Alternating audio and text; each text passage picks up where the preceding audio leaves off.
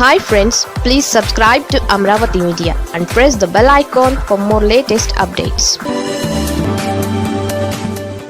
మళ్ళీ నెటిజన్లకు దొరికిపోయిన పవన్ కళ్యాణ్. సోషల్ మీడియాలో ట్రోలర్స్కు ఉప ముఖ్యమంత్రి పవన్ కళ్యాణ్ అస్త్రాలను అందించారు. జంతర్ మంతర్ వద్ద నిరసనకారులు ప్రధాని మోదీని అనకూడని మాటలు అంటుంటే కన్నీళ్లు పెట్టుకున్నట్టు పవన్ ఆవేదన వ్యక్తం చేసిన సంగతి తెలిసిందే.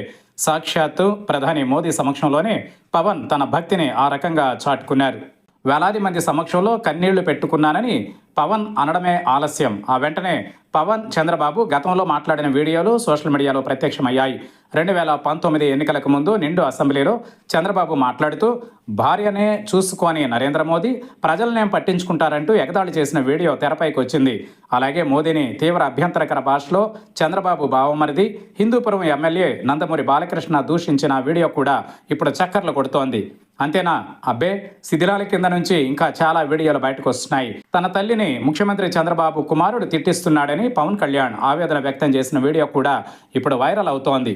అప్పుడెప్పుడు కన్నీళ్లు కార్చలేదా పవన్ కళ్యాణ్ అని నెటిజన్లు ప్రశ్నలతో చితకొడుతున్నారు. మోదీతో విభేదించి దేశవ్యాప్తంగా చంద్రబాబు పర్యటిస్తూ దారుణ విమర్శలు చేసిన సంగతి తెలిసిందే.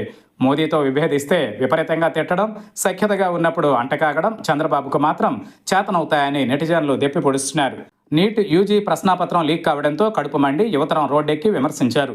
అలాంటి వాళ్ళు ఒక విమర్శ చేస్తేనే కన్నీళ్లు పెట్టుకున్నానని వాపోయిన పవన్ కళ్యాణ్కు మోదీ భార్య గురించి అసెంబ్లీలో చంద్రబాబు మాట్లాడినప్పుడు ఏ ఫీలింగ్ కలగలేదా అనే ప్రశ్నకు జవాబు చెప్పాల్సి ఉంటుంది. అలాగే ఆంధ్రప్రదేశ్కు ప్రత్యేక హోదా ఇవ్వకుండా పాచిపోయిన లడ్డూలు ఇచ్చారని మోదీ అమిత్ షాలకు అర్థం కావాలంటూ హిందీలో పవన్ చెప్పిన వీడియోను ఇప్పుడు నెటిజన్లు బయటపెట్టడం గమనార్హం. గతంలో కూటమి నేతలు పరస్పరం తిట్టుకున్న వీడియోలతో నెటిజన్లు పెద్ద ఎత్తున ట్రోల్ చేస్తుండడం చర్చనీయాంశమైంది. పవన్ కళ్యాణ్ గొప్పతనం ఏంటంటే తిట్టేది, పొగిడేది, ప్రశంసలు కురిపించేది అన్నీ ఆయనే. అన్ని క్యారెక్టర్లలోనూ పవనే నటిస్తారు. అయితే అవన్నీ వేర్వేరు సందర్భాలు కావడమే ఇక్కడి ప్రత్యేకత. అందుకే పవన్ను నెటిజన్లు ఓ ఆట ఆడుకుంటున్నారు.